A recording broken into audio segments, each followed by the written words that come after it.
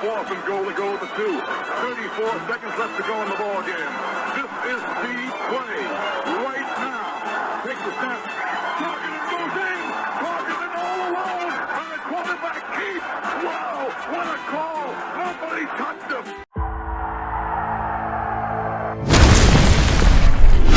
Here is Jeff, the host of the Gridiron.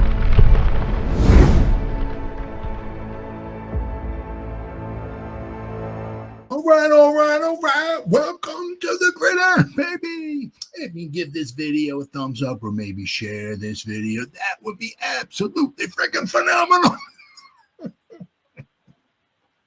If you subscribe to my channel, thank you. If not, please go down below, hit the subscribe button, hit that bell icon. That way, next time I go live or if I put a video out, you'll be notified. And it's free of charge. What do you got to lose? But if you are subscribed to my channel, thank you. If you want to help support my channel, description box below, very top link takes you to my membership page. I got 3 different membership levels. Each one has their own little perks to them. So once again, if you want to help support my channel, it would mean so much to me. And I thank you in advance once again. Thank you. And then finally, just underneath that, there's another link in the description box. Takes you to my Facebook group. It's called the New York Giants, The Gridiron. It's my Facebook group. We have over 10,500 members in the group. And it is doing simply marvelous, might I add. Basically, if I'm alive and breathing and if I got internet access, I am putting stuff for this group darn near 365. It's called the New York Giants, The Gridiron. It's my Facebook group. Please join it. You will not be dissatisfied. I promise. All right, guys. Well, here we go. I mean, you know, just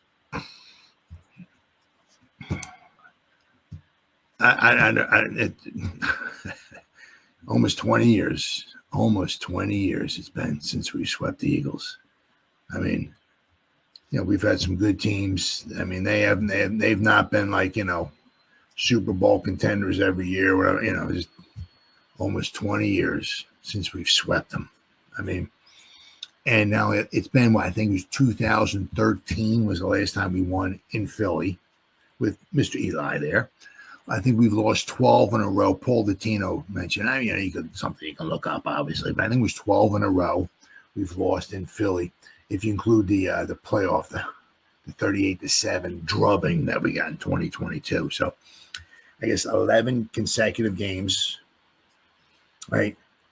2014 to 2024 would be 11 regular season games, then the playoff game in 2022. So 12 straight games we've lost in Philadelphia. I mean, just unbelievable. Yeah, just can we get off the schneid? Can we finally beat, you know, not only beat them in Philly and then sweep them?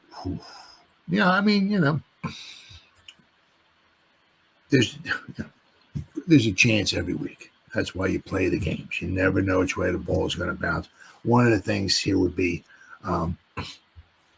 which would be huge, okay, would be, as we saw last week, and actually, I guess, you know, like the last, like, 5 weeks, right, with the Giants, pertaining to the Giants, okay, whoever won the turnover battle won the game. Chiefs, I think, had a +2 on us, I think it was. Of course, they won the game, but we didn't have a kicker either. Grant Cano's coming back. We'll talk about that in a little bit. But, then we against the Chargers, you know, right? I don't think we turned it over. I think we were up +2 to the Charger, or +2 to 2 interceptions, I guess it was, right? We won that game, right? Then you go on the road and you don't even get one against the Saints, which one could have been huge, but then we get 5 consecutive drives that ended in turnovers. Of course, we lost that one. One of them was basically at least a 10-point play, the SKATTEBO fumble. They run it back for a touchdown. We should have had at least a field goal. Right? So that was at least 10 points. You know, then we played the Eagles, right? Had the 2 turnovers. The Eagles had the 2 turnovers, which the Eagles are very good at not turning the ball over, right? The Eagles don't necessarily beat you. They just don't beat themselves, okay? Right? The Eagles find ways. I mean, you know, last week against Carson Wentz, if you saw the Thursday night game, I mean, Minnesota's just straight trash. I mean, I thought the Giants were bad. I thought maybe Miami was bad. Minnesota Sweet dear Lord, Mama Jesus. Oh my God. Poor guy. I felt bad for Carson Wentz. He was his one arm is just all wrapped up, and you know, I guess it's not his throwing arm, I guess it's his left arm. I mean, it was just, you know, he has a big brace on it. He was getting hit every play, wincing in pain. But I mean, they're just straight trash. And you know, the Eagles beat them 28-22, I believe it was. Of course, they had to pick one of Carson Wentz's passes off and run it back for a touchdown. I mean, that's, you know, that's something, you know. They had to block a field goal, a game-winning field goal from the Rams. Of course, they had to block it, pick it up, run it back for a touchdown to beat the Rams. The Rams outplayed them. So, you know, you take those two plays away, the Eagles have two more losses on it, you know, right? So instead of what 5-2, they could easily be 3-4. I mean, if you know, this is just goes to show you how sometimes when Lady Luck is shining down on you, right? Everything goes your way, and nothing goes, you know, the other team's way. ABCD Lamb, was he like $35 million a year? He's getting paid, and he drops like 37. I mean, he had a good game. He caught a lot of passes, over 100 yards. But dude, you want $30-something million? You catch the mother ball.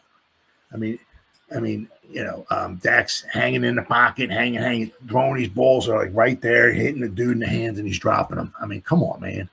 Yeah, so the Eagles been very lucky this year. Very, very lucky this year. The Eagles could easily have 3 more losses. The Eagles could be 2-5. They're just very lucky. Every game, I believe every game so far this year, the Eagles have been outgained. Okay? Every game. They don't lose the game. They make you lose the game. All right, they just hang around and something winds up going the Eagles' way where they scoop up a fumble and run it back for a touchdown. That winds up being the deciding factor. They block a punt, they block a field goal. They, you know, what I mean, it was like what happened a couple weeks ago. Pretty much the turn. The fad was 27-17. Right, was the flat interception. Right, they going for a touchdown there. Okay, it's 27-24. Whole new ball game, but the pick six with the extra point, right? It's made it 34-17, put us up by 3 scores. And then, of course, they came down and then Belton punched the ball out. We recovered it. Then we ran the clock out. Game was over, right? But, I mean, it's going to be huge, really huge. You have to protect the football. You know, you can't give them anything. Right? Let's not forget, right? Defending Super Bowl champions. That we're going to go over the injury list here in a little bit. Okay, they got a lot of guys out, which is rare. The one thing, and you know, everything. Don't get me wrong. The Eagles were the overall best team. They had like no weaknesses last year, none. You know, Sirianni's a little too cocky for me. I don't really, you know, particularly like him, but you know, they won a Super Bowl with him, right? But last year they were also very, very healthy. They're one of the least injured teams, and they really benefit from it. But you got all of that together, right? A very good team. The defense was very good. Very good offense, good offensive line. Saquon running for over 2,000 yards. You got Devontae Smith, A.J. Brown, Dallas Goedert, I believe came back toward the end of the year, right? Jalen Hurts is a very good quarterback. And you know, the injuries were like very, very minimal, right? And they just had it all, plain and simple, right? And you know, I'll say this to the day. I don't like how they built their team. I don't like putting void years on the end of the guys' contracts. A lot of teams do that, but nowhere near what the Eagles do, right? I wish they would just get away with the void years. Period. If you can't afford a ball player, you don't get them. Plain and simple. We don't throw void years on the end of the contract so we can bring a guy in. You know, to me, I mean, nobody's going to listen to me. Nobody cares. I get it, but to me, right? But you know, I mean, said just basically the team they got at last year was really, really, really good. But this year they are banged up. They have 6 guys that are out. I mean, last year as I said, they were very healthy last year. So the Giants had two guys out, and they got. Well, we're going to go over the injuries in a little bit here, but one guy is doubtful. So our secondary is going to be, right. We have some interesting guys out there in the secondary. Right. Let's hope Mr. Banks decides to show up. Right. It would just be amazing if one time is that. I mean, is that too much to? I mean, it's like drafting an offensive lineman and actually getting a good one. With the Giants. I mean, it's like, can we ever draft? I mean, I don't know. We got to go back to Prince Amukamara, and maybe Phillips was 2008. Prince Amukamara was what 2011. No, 12 was it? Maybe 11. Prince, yeah. I go back and look.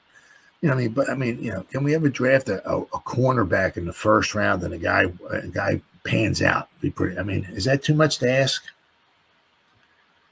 No, it's like we should have our two cornerbacks. We should have DeAndre Baker. Right? Actually, we could have three cornerbacks. I don't know if Eli Apple will still be around, but we should have DeAndre Baker, one cornerback, and Tay Banks should be, right? Now, DeAndre Baker would be 7th year, I believe it would be, 2019, 18. Yeah, 7th year. Yeah, but he could still be playing, but if he was any good, but so we need a cornerback. We're going to need another cornerback. That's for damn sure. And it's like, spend $100 million on Adebo and Holland. Where are the dividends? We took $100 million. We put it into a CD, a 6-month CD. It's the 6 months is up. We're supposed to get accrued some interest on it. I'm looking around. There's like no way. Where are the dividends?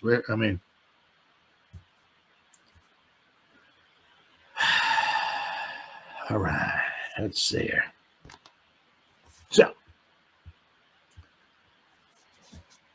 Dart, SKATTEBO look to keep it going. It's going to be a little bit different here this week. A little bit different because they get, especially Carter, right?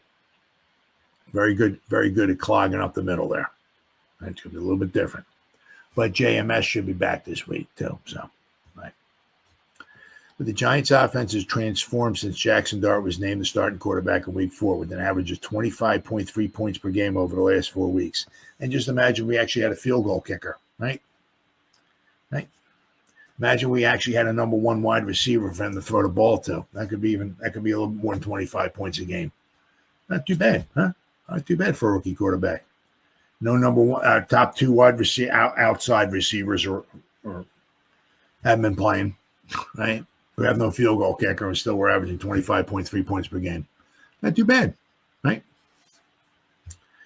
The rookie quarterback has stepped up in key situations. On third downs, he has converted a first down at the third highest rate, 48.8%, and averaged the second most EPA per dropback of 0.44 in the NFL, according to Next Gen Stats.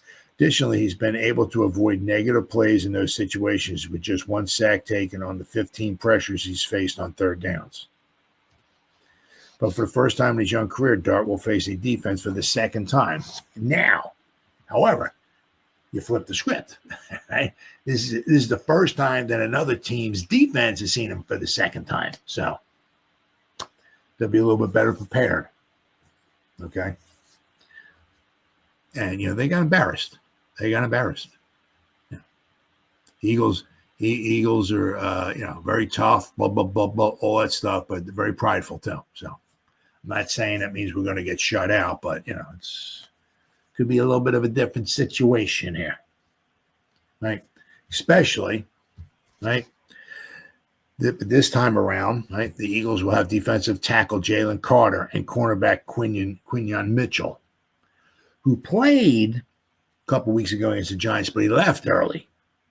Right? So for most of that game, he wasn't in there, but he's coming back. So we're going to have those two guys.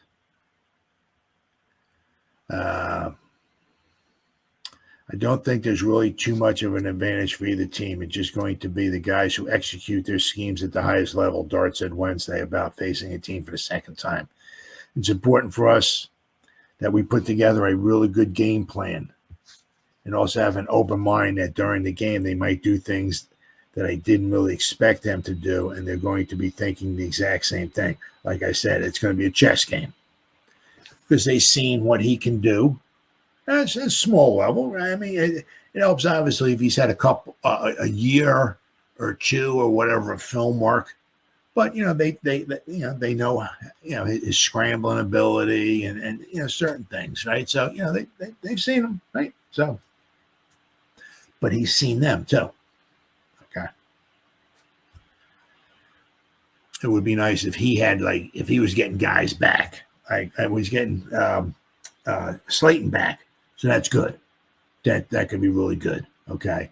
But it would be nice if he had a number one wide receiver to throw the ball to like Jalen Hurts has. He's got two. Well, we're going to talk about he actually only has one, but he has one. Right. But heading into week 8, SKATTEBO leads all rookies with 587 total yards from scrimmage and 6 touchdowns. Since week 3, his 31 forced missed tackles ranks second in the league, only behind Christian McCaffrey, who has 37. Meanwhile, his 316 rushing yards after contact ranks as the 4th most since week 3. Back in week 6, SKATTEBO totaled 110 yards and 3 touchdowns against the Eagles.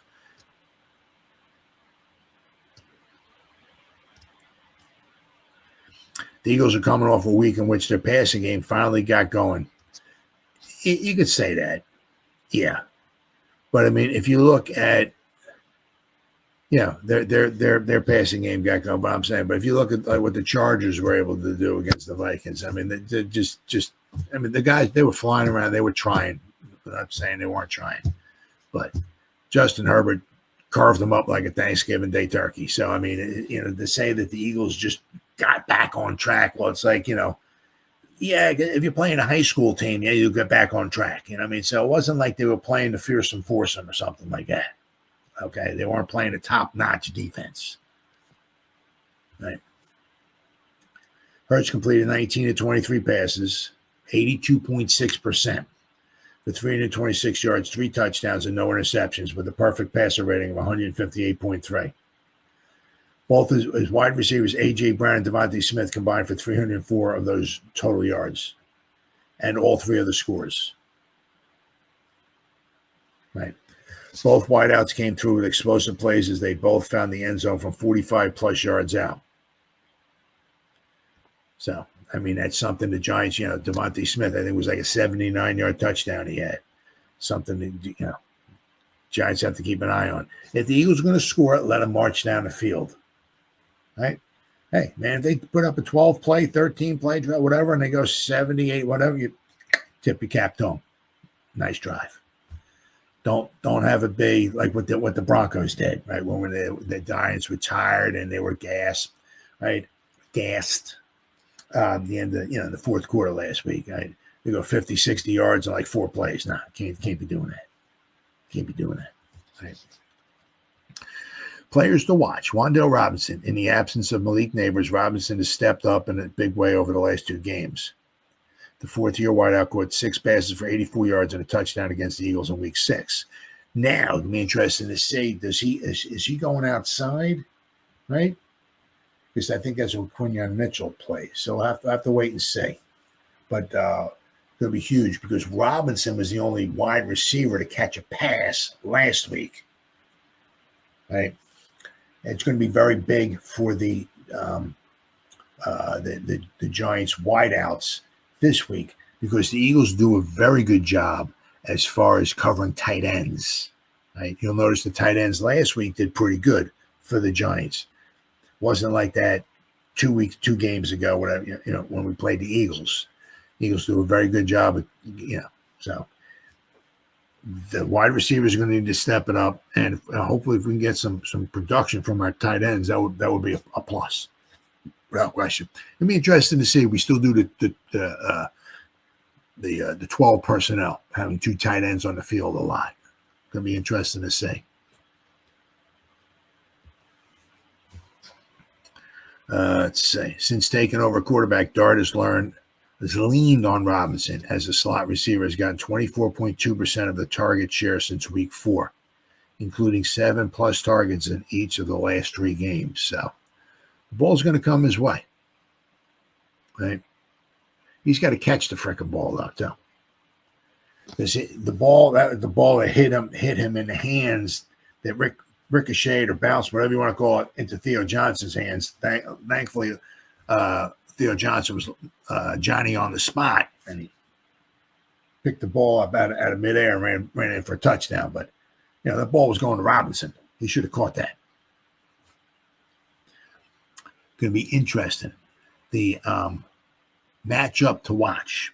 Cordell Flott versus Devontae Smith. Now, it's going to be interesting to see. A lot of times, Smith sometimes is in the slot.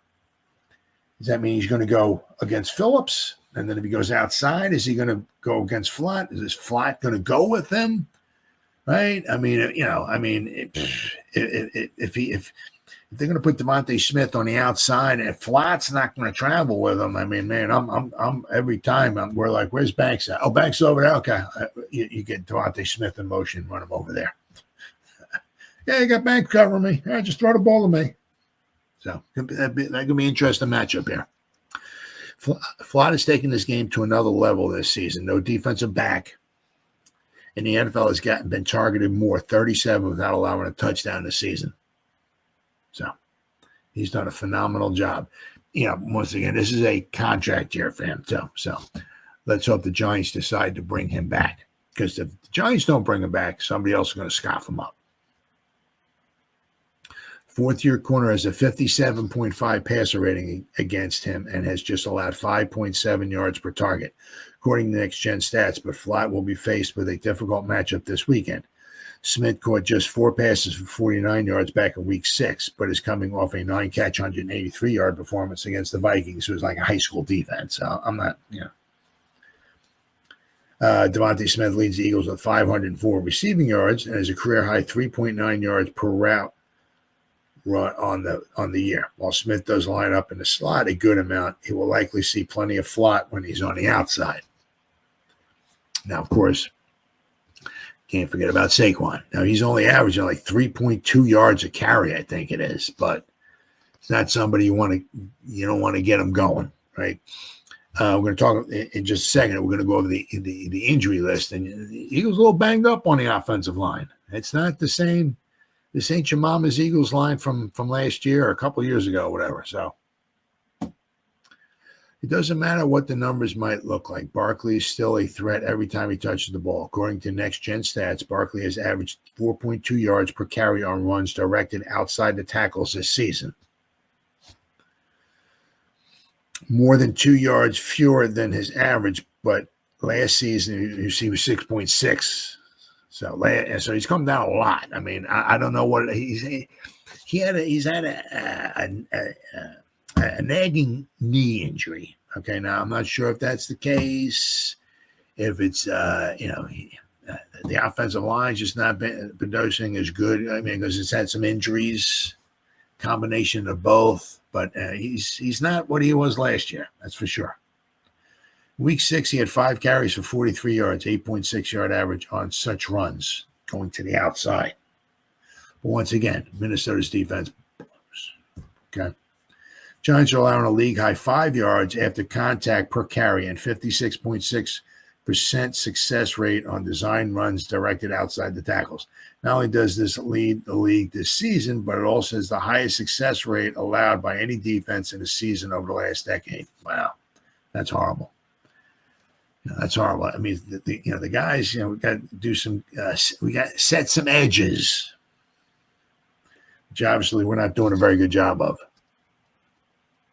Stat to know: since week 4, the Giants ranked second in the NFL in first downs with 94. Well, trailing only the Chiefs. Now, of course, it's the Chiefs and the refs. So the refs are making sure the Chiefs are winning some football games. So the team's 48.2% conversion rate on third down ranks 6th in that span, while their 43 rushing first downs leads the league, aided by Dart's 16, which is most among all quarterbacks. The Eagles' 43% third down conversion rate allowed ranks 26th in the NFL. The Giants went 11 for 16 on third downs in Week 6 matchup. So that's gonna be huge.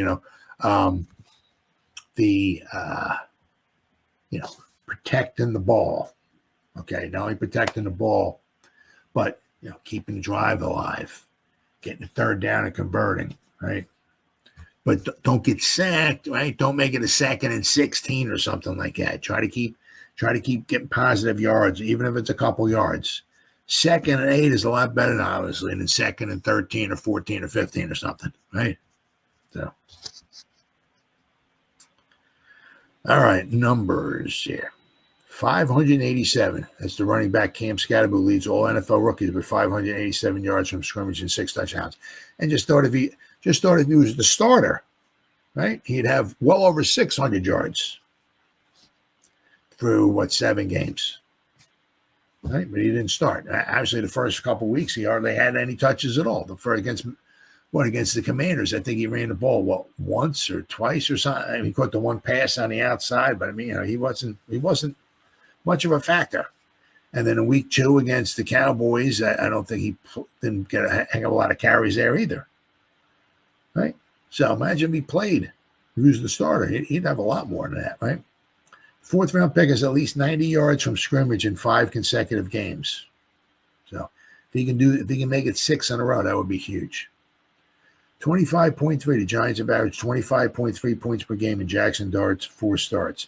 In the other 54 regular season games since the start of 2022, the Giants averaged 17.7 points, a difference of 7.6 points. Giants have 94 first downs since Week 4, second only to the Chiefs. Giants 48.2% conversion rate on third down, 6th in that span. Right? We went over this here. Giants convert 11 third downs in their first leg of the season series with the Eagles, tied for the second most in team history since 1991, when they converted 13 against the Jets. Against the Jets in 1999, they converted 13 third down conversions. Conversely, they allowed just 1 third down conversion on defense and 9 attempts by the Eagles. The Eagles had 2 giveaways against the Giants. In their 6 other games, they turned the ball over just once. So, Week 6 included Jalen Hurts' only interception of the season.